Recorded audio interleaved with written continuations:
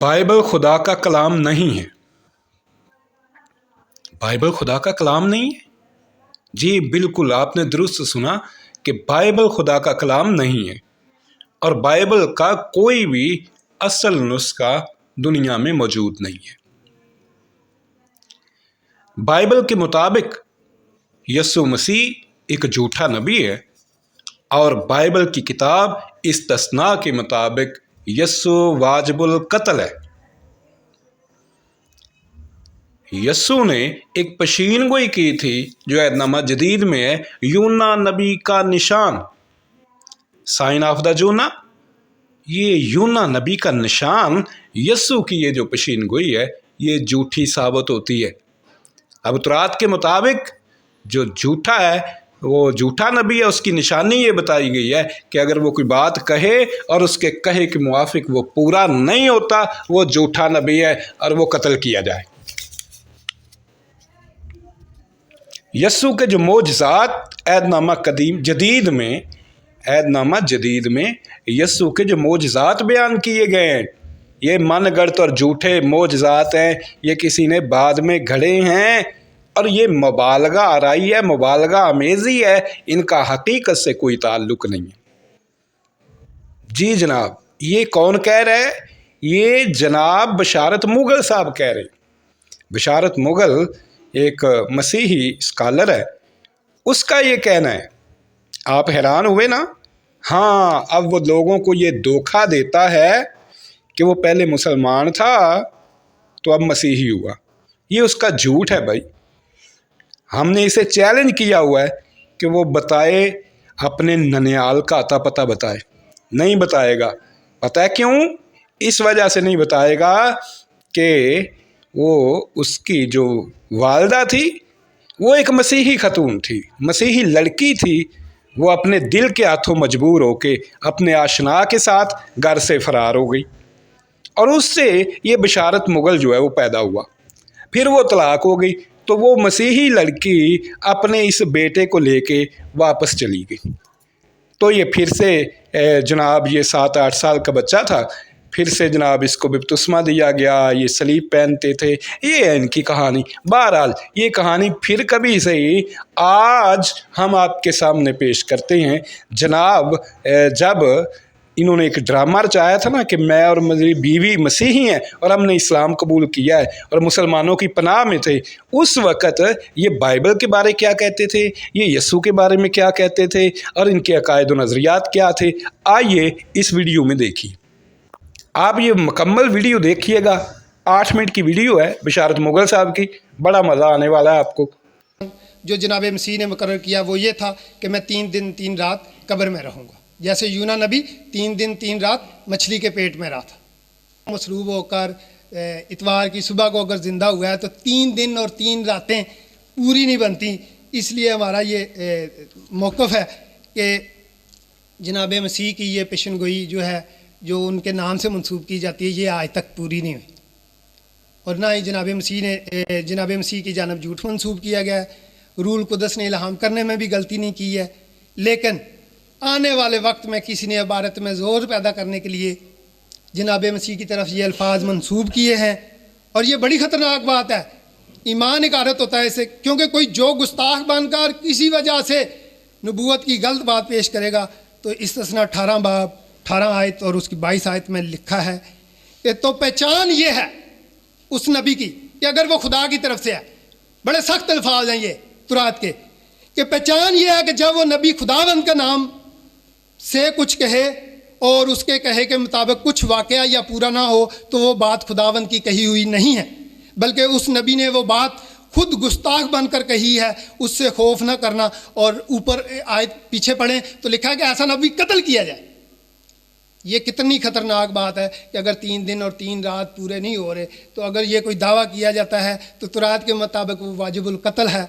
मैं वो लड़ाई झगड़े वाली ये बात नहीं करना चाहता, तो हम ये लड़ने की बात तक नहीं कह रहे। तुरात के मुताबिक बरकह वो अगर कोई नबी झूठा है तो वो वाजिबुल कत्ल है। मैं ये बात नहीं करूँगा कि जनाब मसीह ने इसके अलावा फिर कोई मोज़ा ही नहीं दिखाया,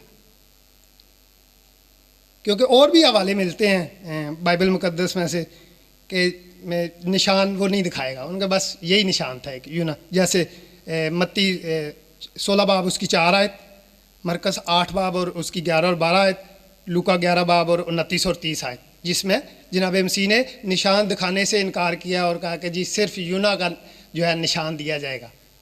تو مردے زندہ کیے اور انہوں نے کوڑیوں کو شفا دی، انہوں نے اندھوں کو آنکھیں دی، انہوں نے لنگڑوں کو چلایا، انہوں نے بیمار کو ٹھیک کیا، انہوں نے بدروہیں نکالی۔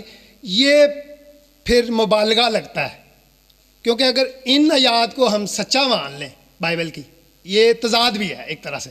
اچھا میرے سامنے یہ دیگ ہے، کھانے کی بھری ہوئی کلام جو ہے وہ خوراک ہے انسان کے لیے، اس کے جسم کے لیے یہ خوراک ہے، تاکہ یہ قوت دیتا ہے انسانی جسم کو۔ بائبل کا جو مفہوم میں بیان کر رہا ہوں بائبل میں سے، یہ خدا کا کلام جو ہے انسان کے لیے خوراک ہے۔ تو یہ کھانے کی جو دیگ ہے، آج اس دیگ کو نہیں چھیڑتے، تھوڑے سے وہ چیک کر رہے ہیں ہم، یہ 2 آیات جو ہیں متی 12 باب اس کی 38 سے 40 آیات، آج چیک کر رہے ہیں اس کو کہ یہ کھانا کیسا ہے، یہ مسئلہ ہوا کیوں، یہ آیات جو ہیں یہاں پہ یہ پوری کیوں نہیں ہوتی، یہ پرابلم کیوں پیدا ہو رہی ہے۔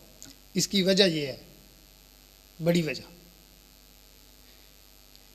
بدقسمتی کہہ لیں یا کوئی بھی وجہ کہہ لیں، بائبل مقدس کا ایک بھی آٹوگراف نسخہ موجود نہیں ہے پوری دنیا۔ اصل نسخہ اس کا جو مرد وجود میں آیا تھا وہ موجود نہیں ہے۔ اچھا کوئی کہہ سکتا ہے کہ ہاں جی 6 نسخے ہیں فلاں لائبریری میں، اوریجنل کوئی نہیں ہے ان میں۔ آپ کا موسل کتاب اٹھا کے دیکھ لیں، کسی کرسچن اسکالر کی اٹھا کے دیکھ لیں، آٹوگراف کوئی بھی نہیں ہے، وہ سارے کاپیز ہیں۔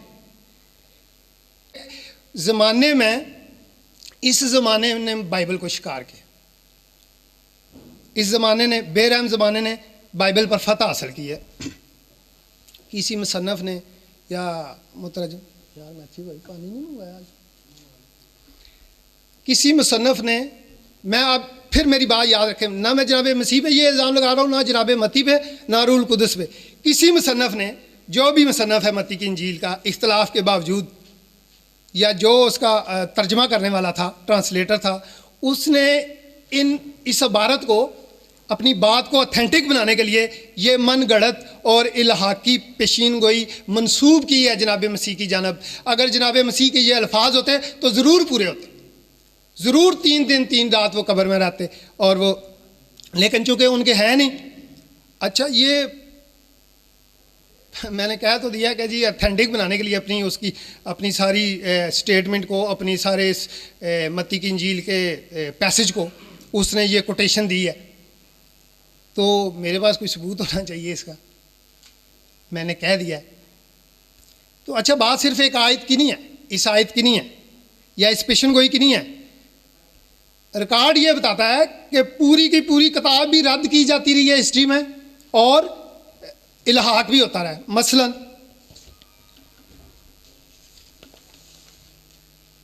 یہ میرے پاس سن 200 کی فہرست ہے،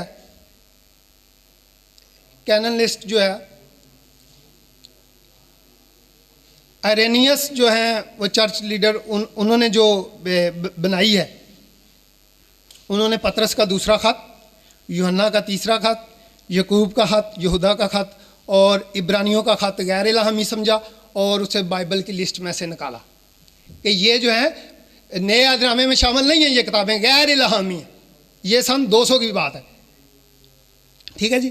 اور تیسری جو اس کے بعد 215 عیسوی میں بشپ کلیمنٹ نے جو اپنا لسٹ پیش کی کہ الہامی کتابوں کی، اس میں پطرس کا دوسرا خط، یوحنا کا تیسرا خط اور یعقوب کا خط یہ اس نے نکالے، اور ایک اپنا خط کلیمنٹ کا خط اور لیٹر آف برناباس، یہ اس نے کہا کہ یہ الہامی ہیں دونوں، اور باقی 3 جو ہیں اس نے یہ 215 میں یہ جو پوری کی پوری کتابیں ہیں ان کو غیر الہامی قرار دیا۔ اور ترتلین نے 322 میں پطرس کا دوسرا خط، یوحنا کا دوسرا خط، یوحنا کا تیسرا خط اور عبرانیوں کے نام خط یہ بھی جو ہے اس نے نان کنینیکل قرار دیے کہ یہ غیر الہامی ہے اور انہیں یہ بائبل میں شامل ہونے کے لائق نہیں ہے۔ یہ 322 عیسوی میں۔ اور پھر یوزیبیس نے بھی 340 میں यकूब का ख़त, पतरस का दूसरा ख़त, यहूदा का। कहने का मकसद ये है कि ये जो मसीह उलमा हैं और यूसेबियस जो है वो चर्च फादर के नाम से जाना जाता है, चर्च हिस्ट्री में उसे बाप का दर्जा हासिल है। वो कहता है यकूब का ख़त, पतरस का दूसरा ख़त, यहूदा का ख़त, यूहन्ना का दूसरा ख़त और यूहन्ना का तीसरा ख़त, ये इल्हामी नहीं है, ये गैर इल्हामी है। इन्हें चर्च में ना पढ़ा जाए, इन्हें मसीहों में ना पढ़ा जाए, ये रूल कुदस की तहरीक से लिखे हुए खतूत नहीं है। ये उसने पेश किया। इसीलिए मैंने आपके सामने आज जो आयात रखी हैं और दावा किया है कि जनाब ये जो आयात हैं मत्ती की इंजील में जो हमें मिलती हैं, मत्ती के नाम से मंसूब है, ये ऐसा नहीं है। जनाब मत्ती ऐसा नहीं कर सकते थे और ना जनाब मसीह के ये अल्फाज हैं, बल्कि और ना ही रूल कुदस से कहीं गलती हुई है। ये किसी मुतरजम का, किसी मुसन्नफ़ का, किसी लीडर का ये ख्याल है कि जी ये ऐसा है, लेकिन ऐसा है नहीं। ये इल्हाकी, मन घड़त और कभी ना पूरा होने वाला दावा है जो आज तक पूरा नहीं हुआ। ये चैलेंज के साथ बाइबल में इतना वाज़िया 3 दिन 3 रातों पे इख्तलाफ मौजूद है, तज़ाद मौजूद है कि मैं रिक्वेस्ट करूँगा अपने मसीह भाइयों से कि यार इस दफ़ा की कोशिश छोड़